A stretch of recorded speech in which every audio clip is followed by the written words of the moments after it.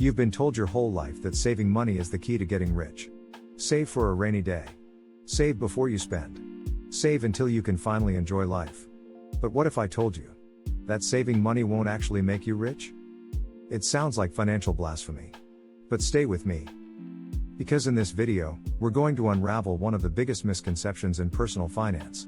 Not to shame savers, but to liberate them. To break the cycle of scarcity. And to finally tell the truth about what actually builds wealth in the real world. Let's start here. Saving money is essential, but it's not sufficient. It keeps you afloat. It buys you time. It protects you from disaster. But it will not make you wealthy. And confusing saving with wealth creation is why so many smart, disciplined people stay financially stuck for decades. Why? Because saving is about preservation. Wealth is about multiplication. And here's the truth: you cannot save your way to freedom. You can only grow your way there.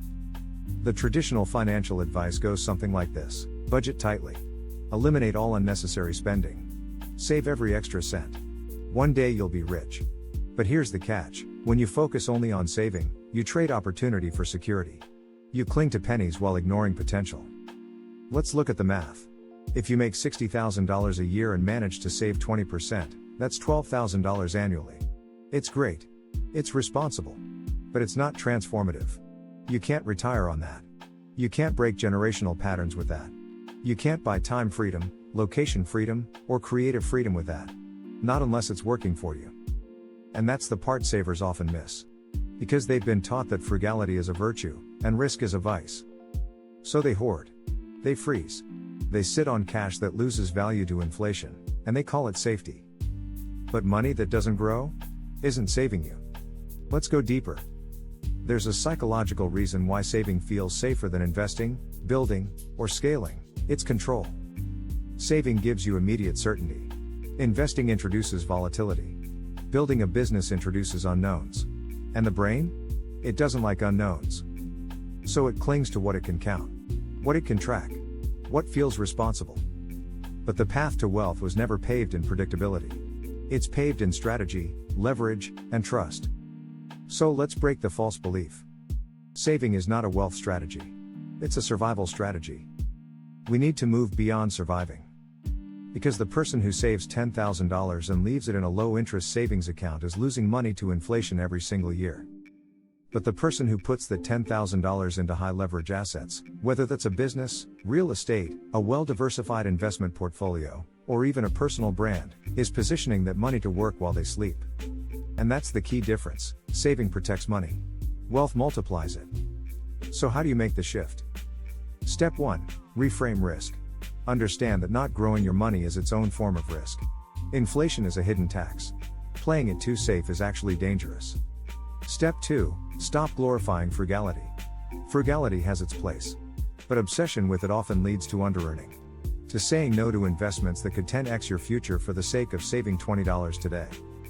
Step 3. Start investing in yourself.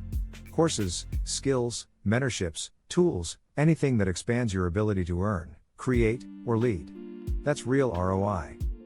Step 4. Embrace systems over discipline. Set up automatic investing. Build income streams. Create structure so you don't rely on willpower to build wealth. Step 5. Focus on increasing income, not just reducing expenses. There's a ceiling on how much you can cut. But there's no ceiling on how much you can grow. Now let's talk about what actually makes people rich: ownership, owning businesses, brands, properties. Leverage, using time, money, or systems to amplify results. Compound growth, letting your money work while you rest. Skill stacking, becoming too valuable to be ignored. Networks, collaborating with the right people. Mindset, seeing money as a tool, not a trophy. Do savers do these things? Not always. Because they're too focused on what they can keep, not what they can create. But the future belongs to the creators. To the builders. To the people who stop asking, how much can I save this month? And start asking, how can I grow my impact? Let's be clear, saving is still part of the picture. Emergency funds matter. Buffers matter. But they are not the end goal. They are the launch pad.